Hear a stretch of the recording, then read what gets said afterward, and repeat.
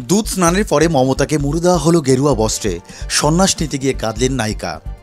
জীবনের নতুন অধ্যায় শুরু করেছেন মমতা কুলকার্নি। একসময় অক্ষয় কুমার, আমির খান, সালমান খান, গোবিন্দা, সঞ্জয় দত্তের মতো অভিনেতাদের সঙ্গে জুটি বেঁধেছিলেন। এবার তিনি সন্ন্যাসের পথে। শুক্রবার মহাকুম্ভে সন্ন্যাস নিয়েছেন 90 দশকের সাহসী অভিনেত্রী। বদলে গিয়েছে তার নামও।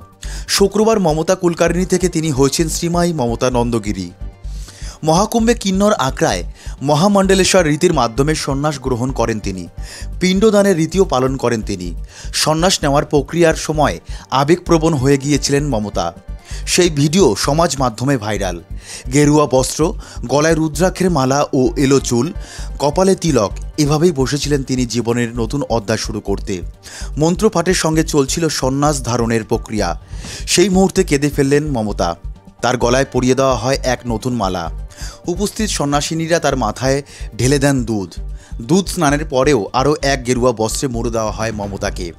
একে একে সবাই ফুলের মালা পরিয়ে দেন তাকে। সেই মুহূর্তে যেন স্তম্ভিত হয়ে যান অভিনেত্রী, কিন্তু বাদ মানে না চোখের জল।